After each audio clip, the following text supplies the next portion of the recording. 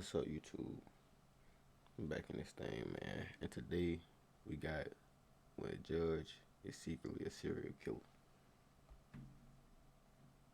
I just want to see the verdict because they better throw the book at this nigga. Whoa, whoa, whoa. On a 1991 black Cadillac DeVille. What he didn't realize was that the person driving this vehicle was the notorious Evan Spencer Ebel, a member of a violent prison gang known as the 211 Crew. Evan was incorrectly released from prison just 2 months before this encounter due to an error in his court records. During his short taste of freedom, he obtained a 9mm pistol and killed a Domino's delivery driver named Nathan Leon, stealing his uniform in the process. Evan then wore that uniform as a disguise and rang the doorbell of Tom Clements, the executive director of the Colorado Department of Corrections. When Tom answered the door, he was shot directly in the chest and killed. In the shocking overnight murder of the head of Colorado's prison system, Tom Clements was gunned down as he answered the front door of his Monument home last night. Air Tracker 7 was over the home this morning. Investigators are searching the area for clues, and they are talking to neighbors. 2 days after this shooting brings us right back to this traffic stop on March 21st, and it seems that Evil Ebel would rather continue his murder spree than go back to prison. In this exact moment, Deputy Boyd was shot 3 times, twice in the chest and once in the head. Unfortunately, due to YouTube's sensitive graphic violence guidelines, we are unable to show this shooting on screen. However, Deputy Boyd recovered from his injuries and later described the experience. I remember seeing the gun shoot off a number amount of times, and I could see the cartridges fly out, at which point I blacked out. I had no clue whether I was standing, sitting, laying, whatever. While squirming on the ground in shock and agony, Deputy Boyd is spotted by a random civilian who pulls over to help. Backup is called in, and while Deputy Boyd gets some much-needed medical attention, numerous officers from several jurisdictions are quickly in hot pursuit of the shooter. The chase reaches speeds of over 100 miles per hour, and more shots are fired at law enforcement, all while weaving in and out of traffic. At one point, Evan blows a tire and smoke billows out from his vehicle, hindering the police cruiser's field of view. But the officer remains calm and stays right on Evan's tail. Eventually, Evan exits the highway, and the chase continues through the streets of Wise County.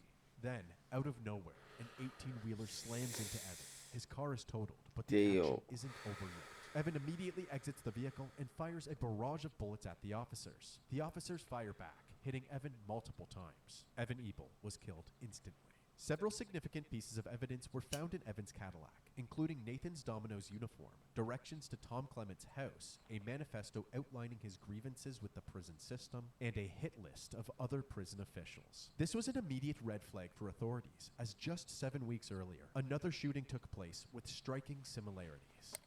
On January 31st, 2013, just 3 days after Evan Ebel was released from prison, a DA in Kaufman County was shot just outside of the courthouse. Kaufman County 911. Yes, sir. We've got a gentleman on Grove Street and Madison.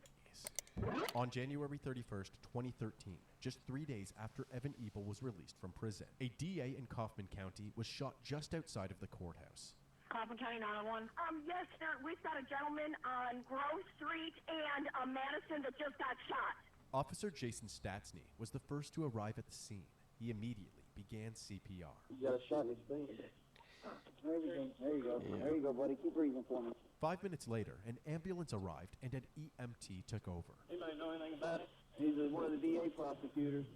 The victim was 57-year-old Mark Hassey, the chief assistant DA for Kaufman County. The scene was quickly secured, and Mark was loaded into the ambulance. Soon after being transported to the hospital, he tragically passed away. With the shooter at large, the courthouse was shut down for the day, and police began to canvass the area. Witnesses stated that the shooter was wearing all black with a covered face and that they fled the scene by hopping into the passenger seat of a getaway car, a silver or light-colored 4-door sedan.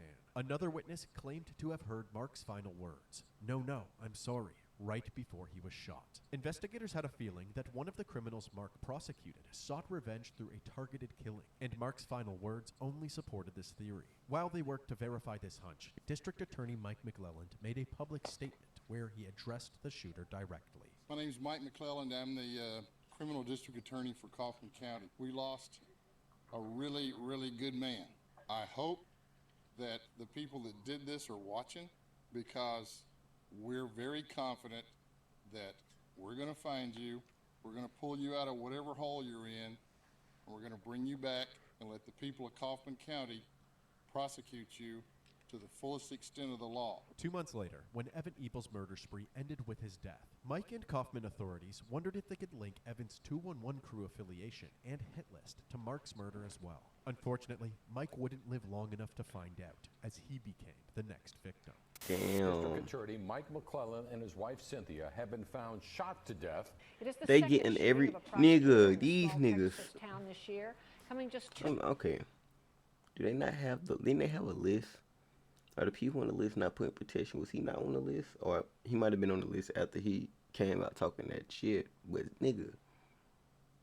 But they on these 2 niggas' months heels. after Assistant District Attorney Mark They not letting them Hasse breathe. was shot What's it? Let's say three up? 3 and 1? dead outside the local courthouse on his way to work. On March 30th, 2013, friends and family were unable to get in touch with District Attorney Mike McClelland and his wife Cynthia. When they went to check on them, the door was unlocked. Inside, they immediately noticed shell casings at their feet. They feared the worst, and after moving toward the living room, Cynthia was found lying motionless in a pool of blood. Further into the house, they discovered Mike's body as well, riddled with bullets. The McClellans had been brutally murdered. Authorities rushed to the scene and spent the night processing it. It was discovered that the McClellans had a home security system that kept track of any movement detected in the house. All movement stopped by 6:42 a.m. that morning, indicating that the shooting must have taken place around this time. News quickly spread of the McClelland murders, and while hundreds of investigators got to work, a multitude of tips poured in from the public. But one of these tips was much different than the others. It came in on the night of Easter Sunday, and it simply read, "Do we have your full attention now? Only a response from Judge Bruce Woods will be answered. You have 48 hours. Law enforcement decided to respond. You have our attention. How can the county judge contact you? Since the Crime Stoppers program protects the anonymity of those sending tips, law enforcement had no choice but to await a response from this mysterious tipster. 12 hours later, that response came. It started with, Your act of good faith will result in no other attacks this weekend." This mysterious person went on to prove that they were in fact the killer by stating the kind of ammunition used to murder Mike Hasse, something only law enforcement and the killer would know. Then, the killer had a very specific demand. Judge Woods must offer a resignation of one of the 4 main judges in Kaufman. My superiors will see this as a first step, ending our action. Do not report any details of this arrangement. You have until Friday at 4 p.m. We are not unreasonable, but we will not be stopped. Law enforcement then responded yet again. We are working on your demands. A lot has been put out to the media. Can you give us additional details that are specific to this case and not known by the press? Unfortunately, the conversation ended there, leaving law enforcement wondering if these were threats coming from Evan Ebel's fellow gang members. Ebel was a member of the white supremacist prison gang called the 211 Crew. In recent years, experts say ultra-violent white supremacist prison gangs like the 211 Crew and the much larger Aryan Brotherhood, the subject of this National Geographic investigation, have expanded their criminal enterprises outside the prison walls, selling... Time out. Where they Rico, man? We need a Rico on them right now. Right now. drugs and running guns, all directed... Running drugs and guns? Get these thugs off the street. I mean, some of them are, but we need all of them up out of here. Criminal enterprises outside the prison walls, selling drugs and outside the wall, yeah, get them out of here. From behind bars. They devised all kinds of codes, so they might send out a letter that looks like a quite benign letter, but is actually directing a hit or some other kind of criminal activity. Yeah. Experts say it is... Nigga, that's top level game. They need to get a Rico. Extremely rare for I better prison see a gangs Rico. to kill top officials, because to do so means all-out war. Tonight, war may well be what the 211 Crew has on its hands. With the possibility of more organized gang violence on the way, detectives were in overdrive, searching for anything or anyone to help identify Mike and Cynthia's shooter. While reviewing surveillance footage from businesses around the McClelland household, a white Ford Crown Victoria can be seen speeding through the streets. Meanwhile, another team of investigators were taking a look through the past cases involving both Mike McClelland and Mark Hasse. From these case files, a new suspect emerged, former Justice of the Peace and Mensa member, Eric Williams. In 2011, Eric was arrested and charged with felony theft. This Mensa-certified genius seemed to have forgotten that there were cameras in the courthouse when he stole 3 computers. Following his arrest, he was brought to the interrogation room for questioning. Okay, Judge, before we get started, I'm going to read the Miranda warning. an attorney, you're a judge, so you know this. What does that mean? I know you gotta read everything. It's been an ongoing kind of thing where I tell the IT people, look, that I need to keep improving things.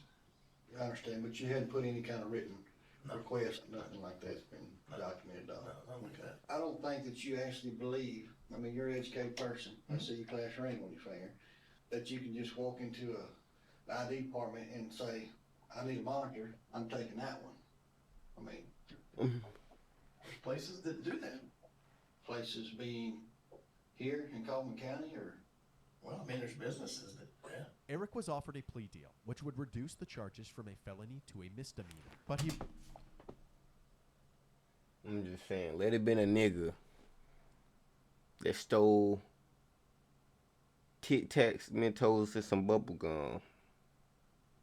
They would have threw the book at that nigga 6 months at least. He refused this offer, and the case was sent to trial. The prosecution team consisted of Mark Hasse and Mike McClelland. Eric was ultimately found guilty. He was only sentenced to 2 years probation, but what really stung was that he was now a convicted felon. As a result, his position as Justice of the Peace and his law license were revoked. Following Mark and Mike's death in 2013, Eric was asked to take part in a police interview.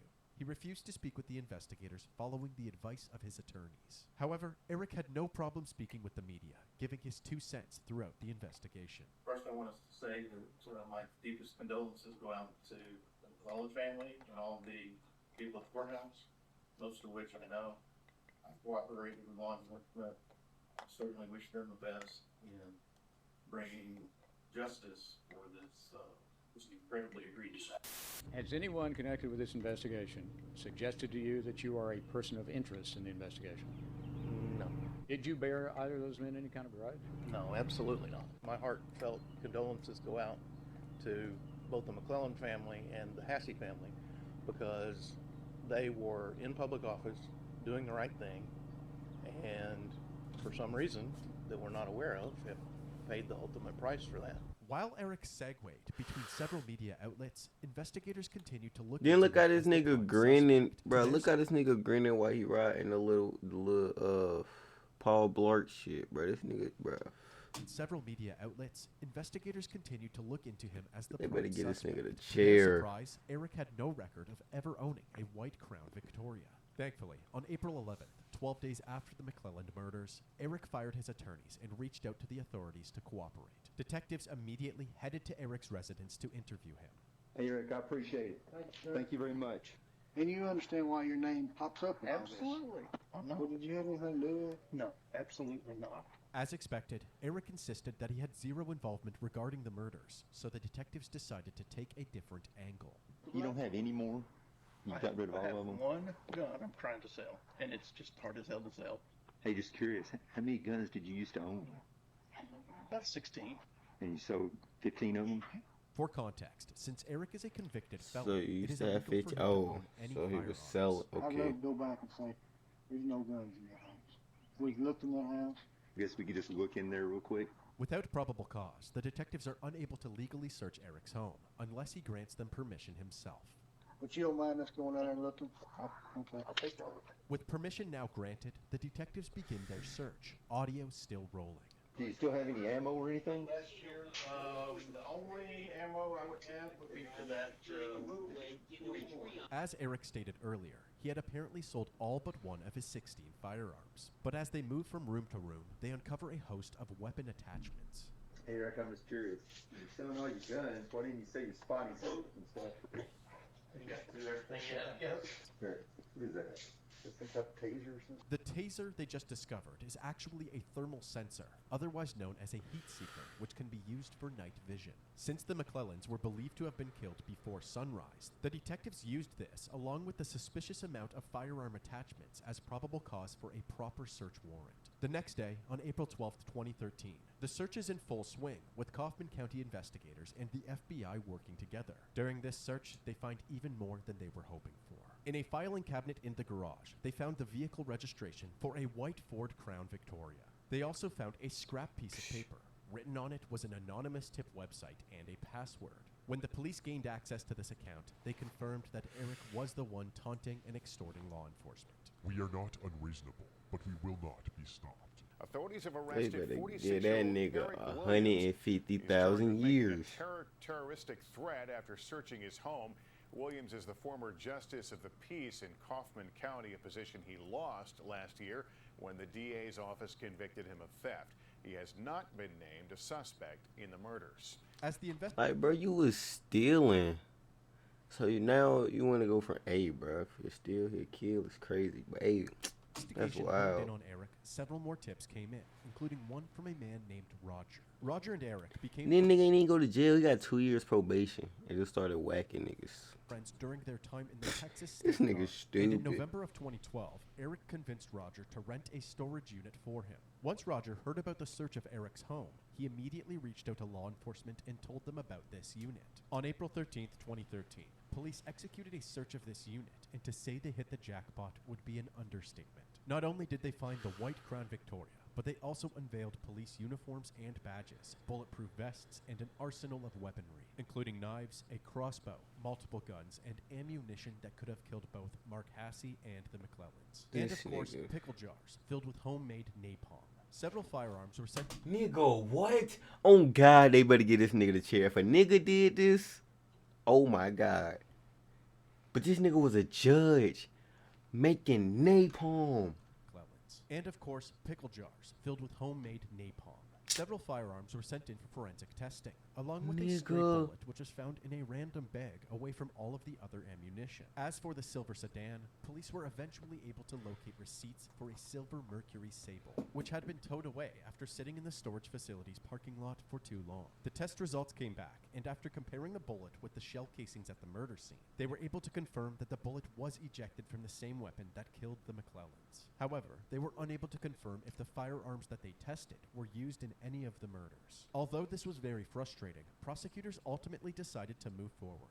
On April 18, 2013, Eric Williams was charged with 3 counts of capital murder. In capital murder cases, the state divides the trial into 2 phases, the guilt phase and the penalty phase. During the guilt phase, a jury decides the defendant's guilt or innocence. If the defendant is found guilty, the trial moves to a penalty phase, in which the jury receives additional information and decides whether or not the defendant should be executed. The guilt phase began in December of 2014 and was only addressing one of the 3 charges, the murder of Cynthia McClelland. This was devised by the prosecution team so that if anything went wrong in the first trial, they could essentially get a second chance through another trial. Prosecutors summarized the investigation for the jury, portraying Eric as an egotistical and calculated killer who would go to great lengths for revenge.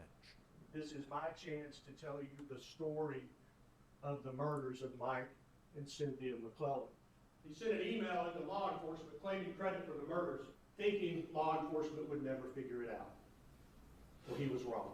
They also used the storage facility's surveillance footage to establish a timeline of the crime. At about 6 a.m., the Crown Victoria can be seen entering the parking lot, then leaving 12 minutes later at around 6:12 a.m. Then, after killing the McClellans at around 6:42 a.m., the vehicle heads back to the storage unit, arriving at 7 a.m. 17 minutes later, a black SUV can be seen leaving the area. The defense, on the other hand, focused on the weak points in the prosecution's case. Eric Williams did not commit these murders. There is no known murder weapon in this case. There's no one who can place Eric Williams in that scene at the McClellan home. No one. The prosecution called an onslaught of witnesses, meticulously breaking down each and every piece of evidence and testimony. As for the defense, they called no witnesses during the guilt phase of the trial. They simply believed that it was unnecessary since the state failed to prove Eric's guilt beyond a reasonable doubt. However, the final say would go to the jury, and after 90 minutes of deliberation, a verdict was reached. We, the jury, unanimously find the defendant, Eric Lyle Williams, guilty of capital murder as charged in the indictment. Let's go. Eric Williams was found guilty for the murder of Cynthia McClelland. I thought he It was would get now off. time for the penalty phase, where the jury decides whether or not Eric will receive the death penalty. Perhaps the most compelling moment of the trial is what happened next. This is Kim Williams, Eric's wife and alleged getaway driver. Back in 2013, Kim was arrested at the same time as Eric, and detectives spoke with her for hours in the interrogation room. Although she was first defensive about her husband, she slowly let her guard down and eventually told the detectives what really happened. They convinced her to take a plea deal. Since she was protected by spousal immunity, she was not forced to testify against Eric. However, as part of her deal, they asked that she provide testimony during the penalty phase of the trial. She agreed. It was a cold day, and there was excitement in the air. He came up with a plan to dress like law enforcement. He was modeling it for me. Describe to the members of the jury what he was modeling for you the night before. I want to say he looked like he was in the Army or SWAT. He had a bulletproof vest that had sheriff on the front. That more than likely Mrs. McClellan was going to answer the door and he was going to introduce himself as a policeman. You may be wondering why Cynthia had to die if Mike was the target. Kim explained Eric's simple reasoning to the court. She would be there as a witness, and he described it as collateral damage. What did he tell you about how Cynthia McClellan died? He told me that he had to shoot her an extra time because she was still moaning. That night, Kim and Eric celebrated the double murder by having a feast. We had steaks on the grill, and Eric cooked those. At your parents' house? At my parents' house. Were you all celebrating with steaks? That's correct. During the guilt phase of the trial, the prosecution team was not allowed to bring up the details of the Marcassi case, so they used this opportunity to bring the... Bruh, they better get this nigga the death penalty. If a nigga did this, court officials now, judges might add you, shot a nigga in front of the courthouse, in the face. Yeah, bruh. Jury up to speed. He better get the death penalty. Yes, I did. Homemade napalm and pickle jars. You knew what was going to happen. Yes, I did. Why did you agree to drive to the murder of Mark Hassey? I was so drugged up, and I so believed in Eric and everything that he told me. His anger was my anger. Kim went on to recount the moments following Mark's shooting. As you're driving away from the scene of the Hassey murder, what is his mood like? Happy. What is your mood like? Happy. She also recalled driving to a bridge one night with Eric, where he threw a bag into the lake below. Do you know what was in the bag? I knew that it was guns. After 7 months of searching, the bag was found at the bottom of the lake. It turns out that it wasn't a bag at all, but rather a Halloween mask that Eric wore during Mark's shooting in order to conceal his face. Inside the mask was 2 revolvers, one of which was confirmed to have killed Mark. And you can imagine the terror that was going through Mark Hassey when he recognized and heard the voice. And you can imagine... Inside the Halloween mask, bag was found at the bottom. In the bag? I knew that it was guns. After 7 months of searching, the bag was found at the bottom of the lake. It turns out that it wasn't a bag at all, but rather a Halloween mask that Eric wore during Mark's shooting in order to conceal his face. Inside the mask was 2 revolvers, one of which was confirmed to have killed Mark. And you can imagine the terror that was going through Mark Hassey when he recognized and heard the voice. Kim also revealed that Eric had several more victims in mind. This hit list included a judge that he planned on killing in a more creative way than the others. And who else? Judge Ashworth. How did he tell you he was going to kill Judge Ashworth? He was going to shoot him with the crossbow. What was the napalm for? I guess to drive in an extra kind of FU. He's going to bore a hole in his stomach and pour it in. The defense tried to combat this disturbing testimony with a small army of character witnesses. No matter how hard the defense worked, Eric's fate was ultimately left to the jury, and on December 17, 2014, Eric Williams was sentenced to death by lethal injection. He was ordered by this court to carry out the sentence of death. As That's of what we November love. That's what we love to see. Eric is still on death row and is appealing his conviction. Wait, Kim hold on, Williams, what? 2024. Eric Ordered by this court to carry out the sentence of death. As of November 2024, Eric is I think this was in 2013. still on death row and is appealing his conviction. Kim Williams pled guilty to the murder of Mark Hassey and was sentenced to 40 years in prison. Bro. Get that nigga out of here now.